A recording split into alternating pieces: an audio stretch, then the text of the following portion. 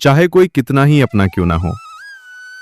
जीवन की तीन बातें ऐसी होती हैं जिन्हें यदि किसी से बता दिया जाए तो सुख भी दुख बन जाता है और बनी बनाई इज्जत भी मिट्टी में मिल जाती है। हर हर महादेव।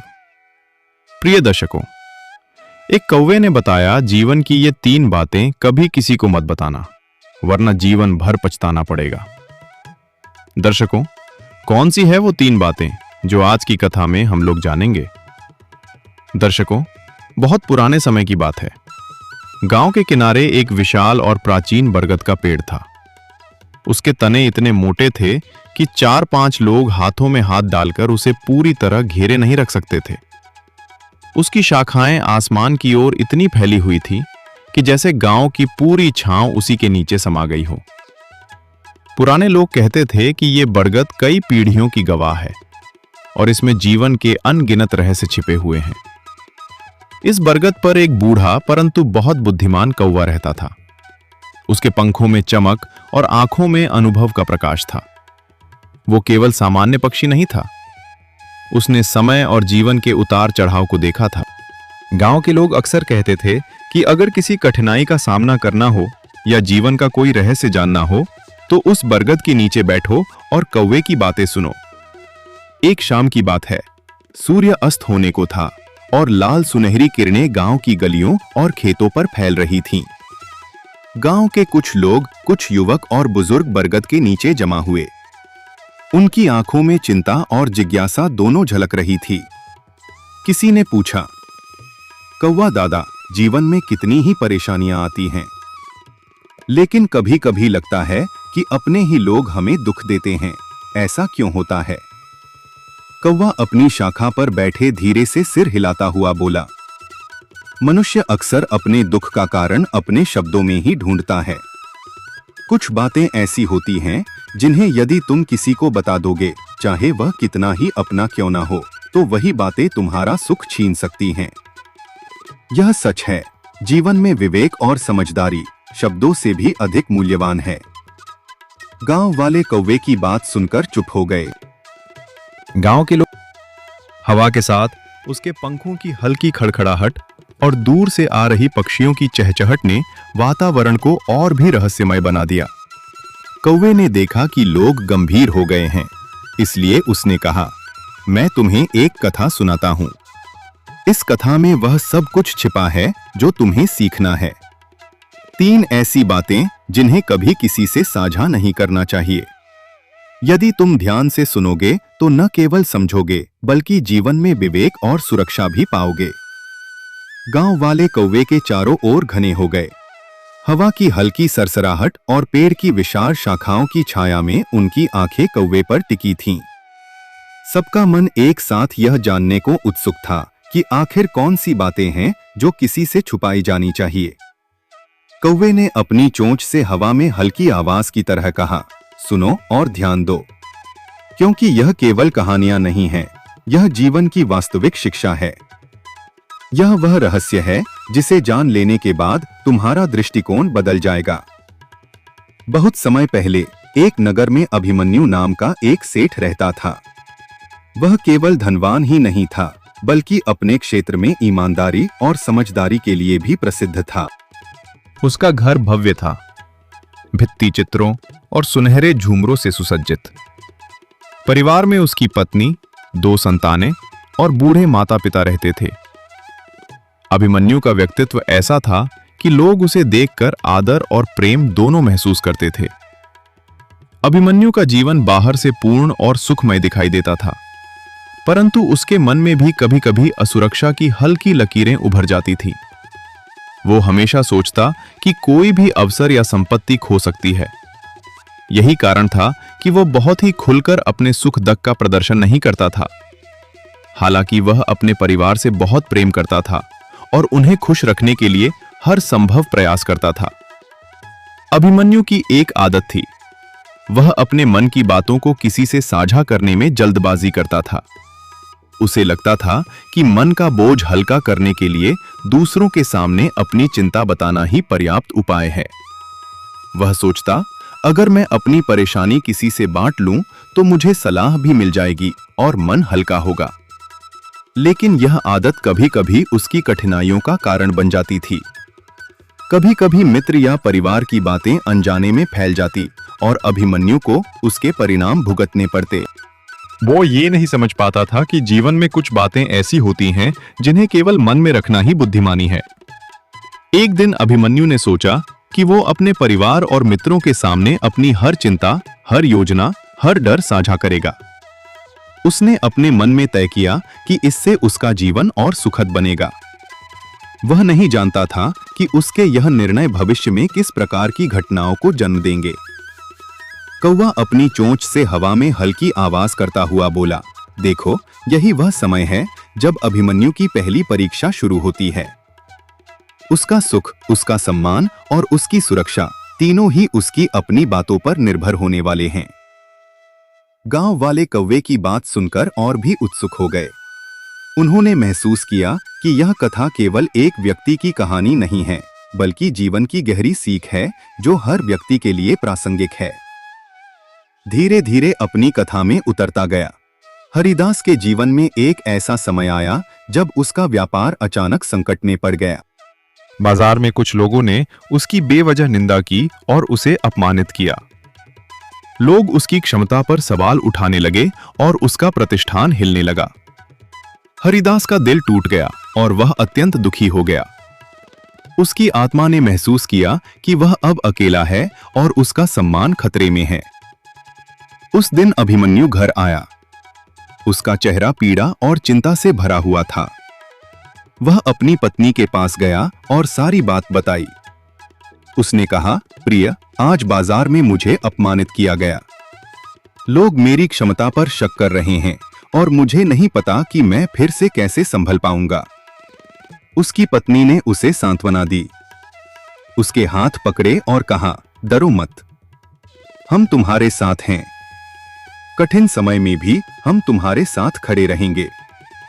लेकिन धीरे धीरे यह दुख और अपमान की कथा घर के भीतर ताने का रूप ले गई। कुछ समय बाद जब घर में कोई छोटी बहस हुई तो पत्नी ने हल्के स्वर में कहा, तुम तो वैसे ही सबके सामने अपमानित हो चुके हो। अभिमन्यु के मन में एक ठंडी चुभन हुई। वह महसूस करने लगा कि जो उसने अपने मन की पीड़ा साझा की थी, वही अब उसके खिलाफ तीर बन गई है। अपमान और कमजोरी की वह कहानी जिसे उसने केवल सांत्वना पाने के लिए कही थी, अब उसकी प्रतिष्ठा और आत्मसम्मान को चोट पहुंचाने लगी थी। कौवा चुपचाप अपनी आंखें पिंजरे जैसी काली चमक से चमका रहा था। उसने कहा, पहली बात यही है, अपने अपमान और कमजोरी की कथा किसी से नहीं बतानी चाहिए, चाहे सामने वाला कितना ही प्रिय क्यों ना हो। मनुष्य कभी कभी अनजाने में या परिस्थिति के दबाव में उस जानकारी का उपयोग कर सकता है, और वही जानकारी जो तुम्हारे लिए दोहक का समाधान थी, भविष्य में दोहक का कारण बन सकती है। गांव वाले कौवे की बात सुनकर एक क्षण के लिए मौन हो गए। उन्होंने महसूस किया कि जीवन में कितनी सावधानी आवश्यक है। एक छोटी सी भूल, अपनी पीड़ा किसी से साझा करना कितनी बड़ी विपत्ति का कारण बन सकती है। कौवा ने फिर कहा, याद रखो, मनुष्य के शब्द जीवन में तलवार की तरह होते हैं। यदि उन्हें समझदारी से नहीं बोला गया तो वे न केवल अपने बल्कि अपने प्रियजनों को भी चोट पहुंचा सकते हैं। कौवा अपनी शाखा पर बैठा, धीरे धीरे अपने पंख फैलाते हुए कहानी में गहराई लाने लगा।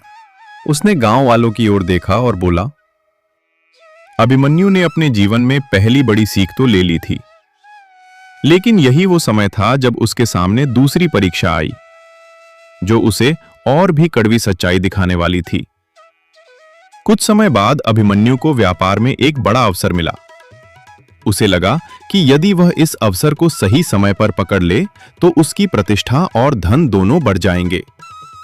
उसने मन में तय किया कि इस योजना को अभी पूरी तरह गोपनीय रखा जाए।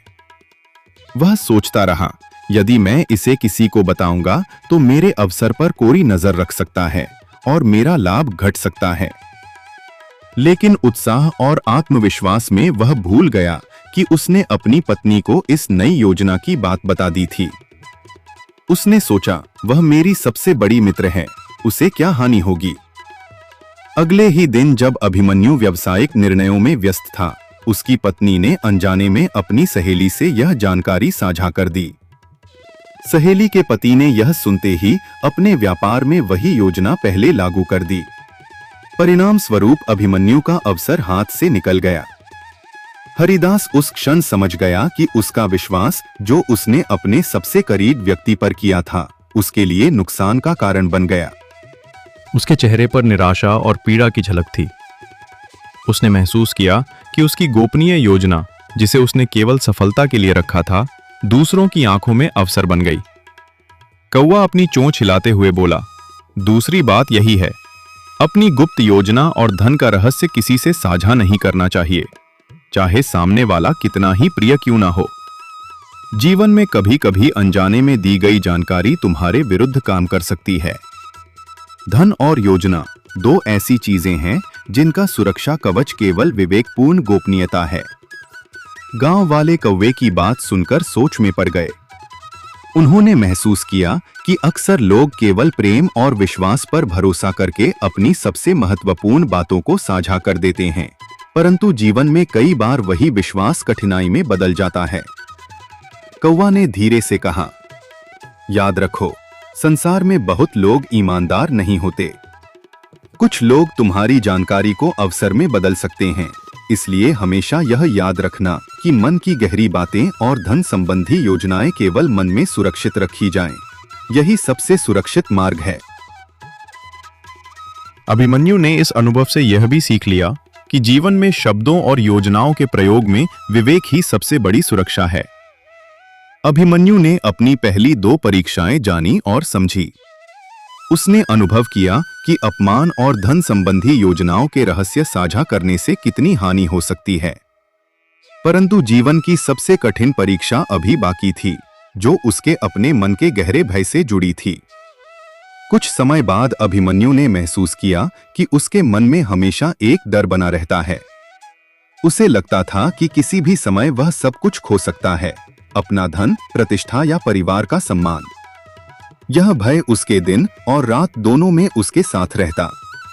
एक दिन वह अपने घर के आंगन में बैठा, अपने मन की पीड़ा अपने शब्दों में ढालते हुए अपनी पत्नी से बोला, प्रिय, मुझे हमेशा डर लगता है कि मैं सब कुछ खो दूंगा।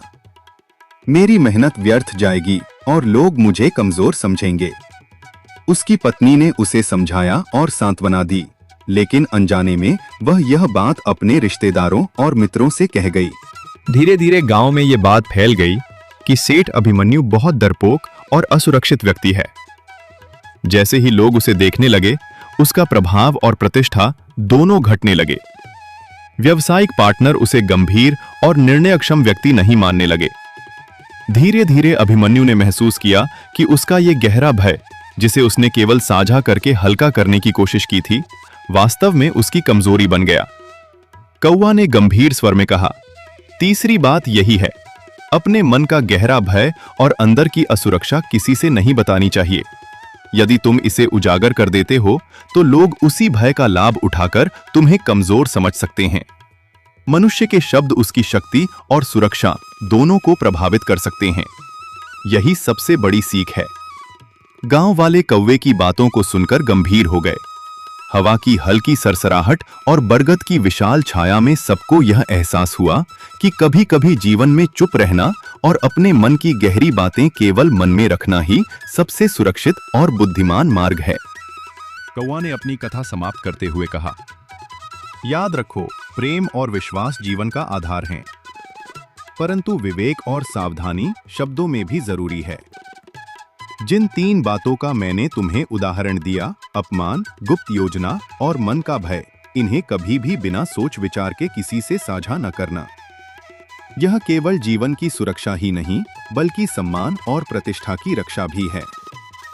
गांव वाले देर तक चुप रहे।